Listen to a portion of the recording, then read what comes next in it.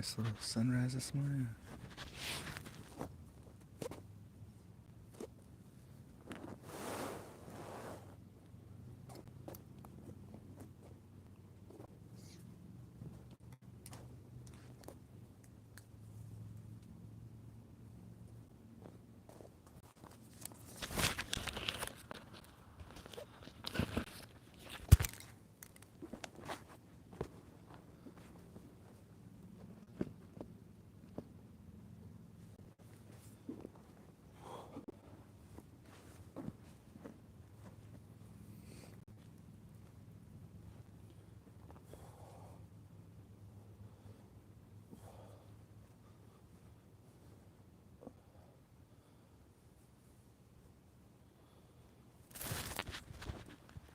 All right, good morning.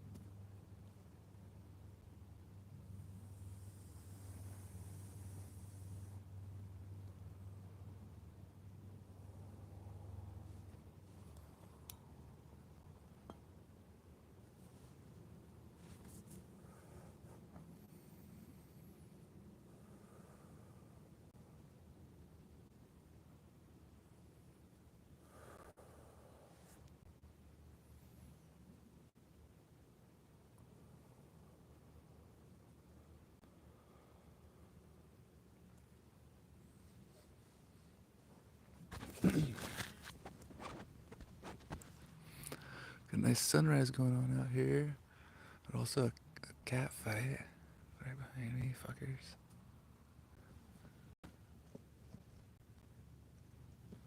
Hey, good morning.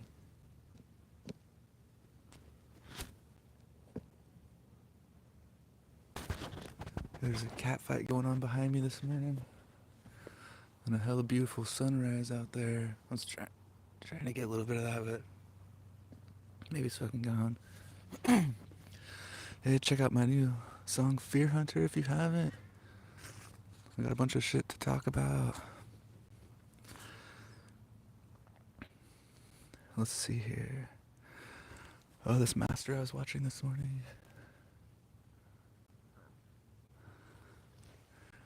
Yeah, this master, he was just saying hearing is a great art. And yeah, fucking, what an interesting concept about hearing and listening. Fucking, when we really try to listen or hear, we'll find that it's not what most people are doing out there. Hello out there.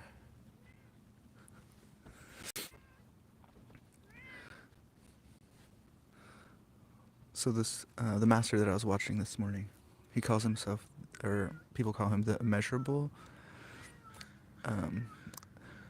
Probably not pronouncing his name right, but Krishna Murti Madras. He's a really interesting one. I really like that dude. He's probably one of the most serious masters that I've seen. Just like always keeps this real fucking serious whatever. And his talks are always very long. It's like so long that I fucking have a hard time following him most of the time. And I was thinking this morning, he's probably doing that for a specific reason to get people to fucking let go of their own bullshit and really try to hear him.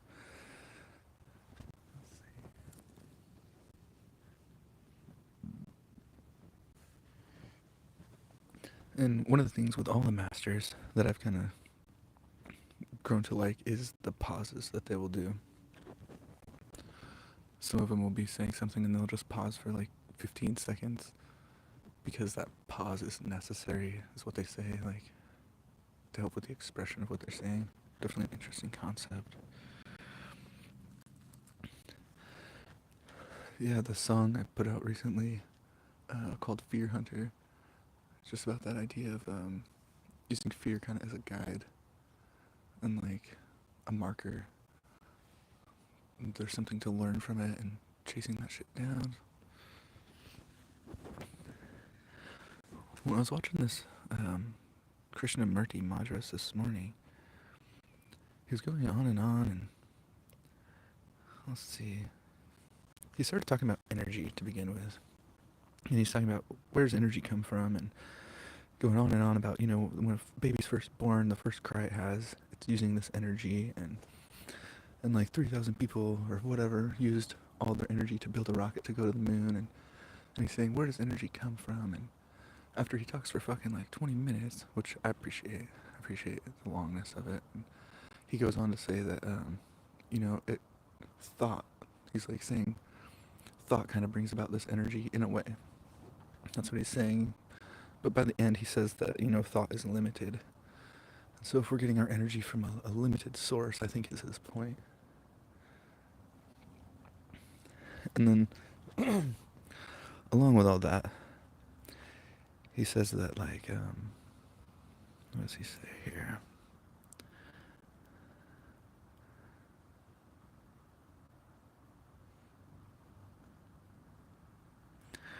I think it was something like, oh yeah, here we go. So all of our experiences and knowledge are stored in our brains as memory. And he says that is the beginning of thought. And what he goes on to say too is that, like, thought leads to fear. Yeah, he says fear arises from thought, which is interesting. And he also says that fear destroys love.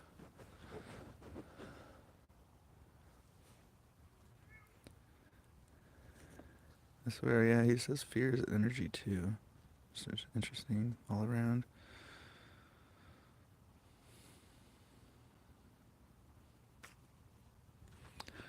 Oh yeah.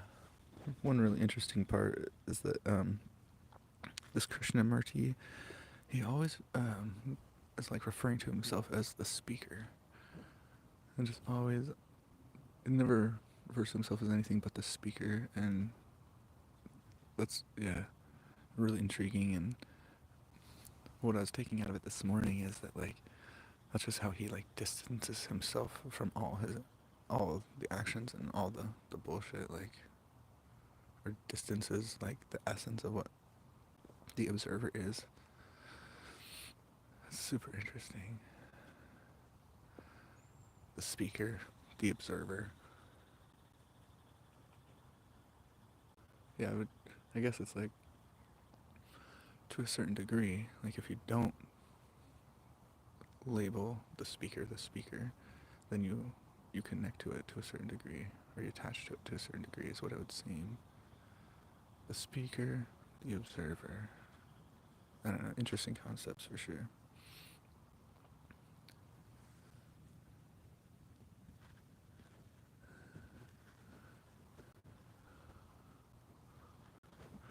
Let's see. I think that's pretty much about it.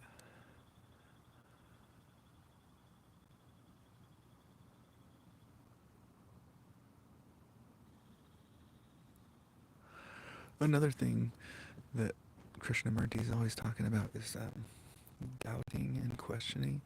He's always telling everybody that they should doubt even what he's saying and question even what he's saying. Like, never agree. It was just funny, like, this morning when I was watching him talk, and he was saying, like, everybody agrees with everything in, like, a frustrated way. Like, I'm sure that, agreeing with somebody kind of just, like, locks you into a certain perspective or their perspective, or some bullshit like that. He thinks it's very serious. I'm sure it is.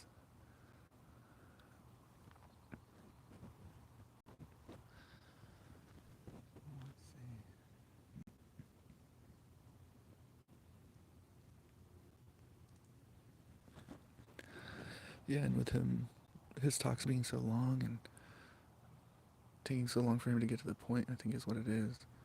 Uh, I think it, like for me personally, it causes a certain type of disconnect where I have to let go of my own wants or whatever the fuck is going on at the time to hear his. I think that's a really badass move on the part of any uh, wise person or whatever.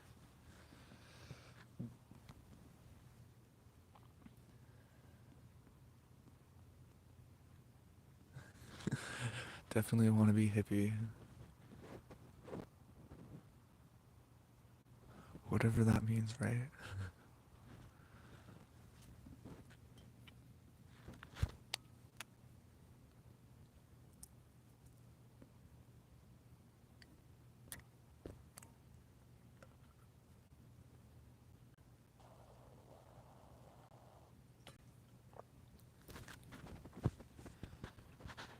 Yeah, the last week, it was kind of tough. Just wasn't finding the energy to wake up in the mornings and make it out here.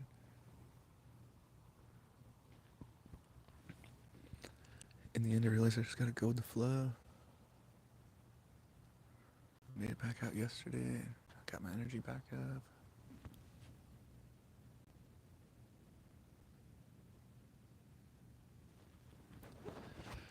Alright, blessings out there to you all. Try to come out every day, try to push the body and mind, and get ready for work.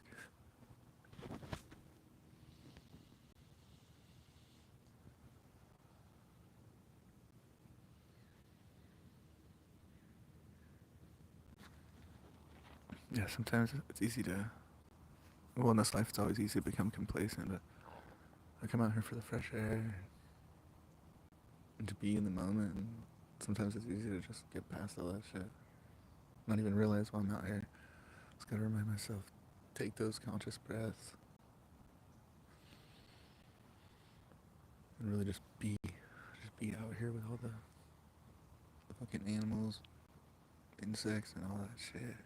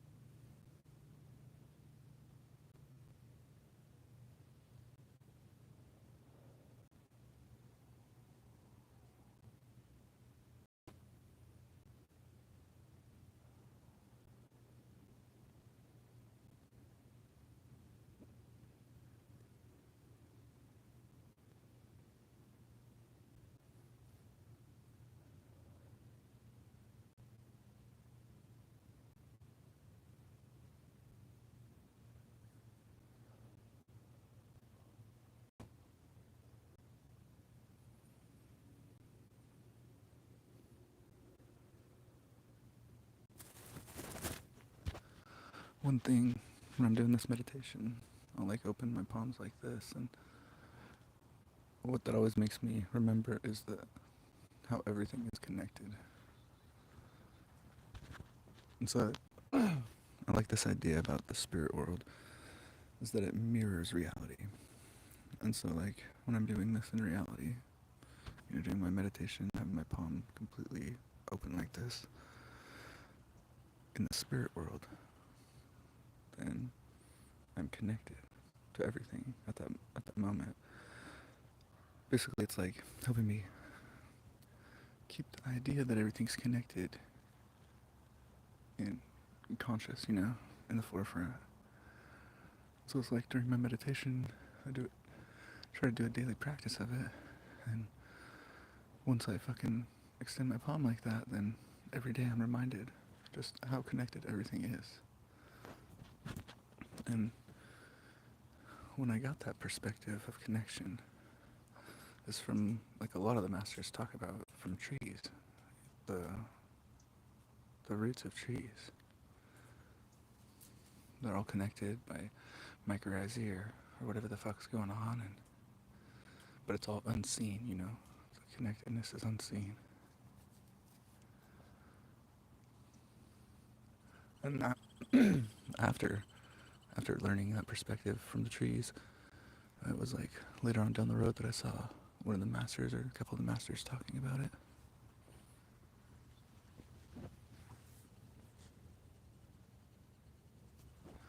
One thing I was going to bring up is just always so intrigued by the ego. This saying, bite the hand that feeds. There's like a new Halsey song called Ego and Bite the Hand That Feeds. Nine Chanel's got some Bite the Hand That Feeds song. Yeah, just the whole concept. Hella interesting.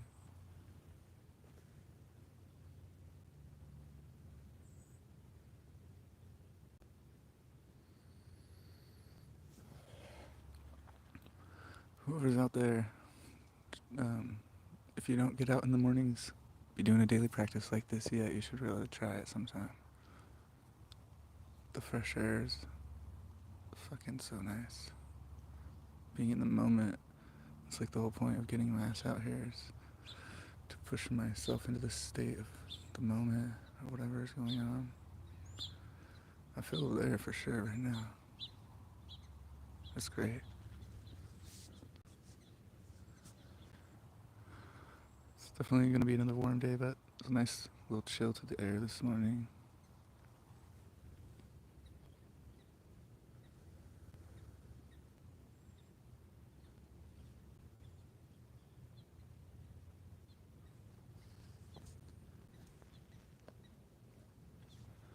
Yeah, it's so easy to get caught up in the everyday life and the bullshit. And it's hard to get back to the moment. There was one day I was on my back porch. It was like one of the second or third times I really got to experience the moment free of the mind. Because that's when it's free of the mind, that's when you're fucking there. And I was like watching the little fucking tiny bird fly by. And I just knew, like, here in this moment, this bird will never fly again this way. This will never happen again. This moment that's happening in front of me. And just as I like was thinking of that in such a conscious way and watching these birds, tears just started coming down because it's like I was feeling like all the feelings at once. Happiness, sadness, or I don't know, it's all mixed up together, but I think the tears come because it's like there's like an understanding. The tears are like of joy and sadness, you know what I mean? It's super interesting, that's for sure. And then that, get that effect from watching everything, because anything you look at, it's passing, and it's never going to be the same. The moment is always passing. So to be present in the moment, watching it pass, is the best we can hope for, it seems. To be affected by the mind and be pulled into the this past or future we've created or whatever the fuck's going on to be having anxiety from the mind, illusions, whatever the fuck the case is.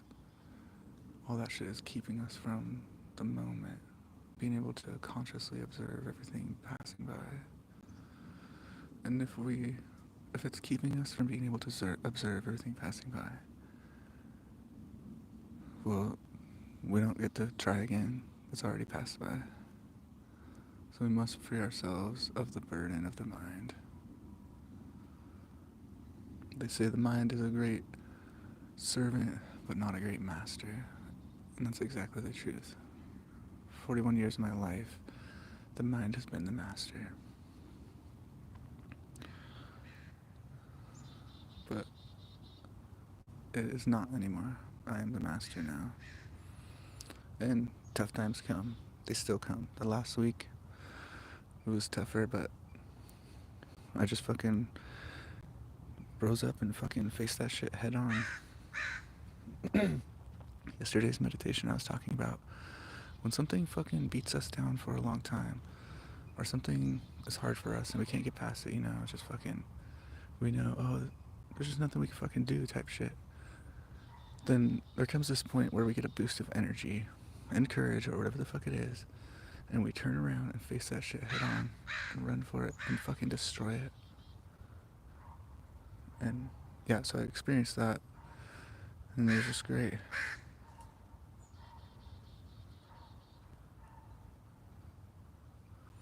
Sky's looking hella blue around here. Yeah, if you haven't checked out my new song, it's just called Fear Hunter. Put it out a few days back, and hella good. Start working on a new one soon. Anyways, blessings to you all. Break down the walls of illusion.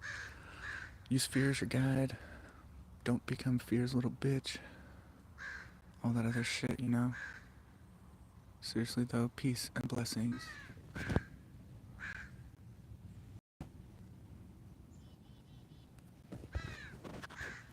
Alright, I gotta go open up the weed store.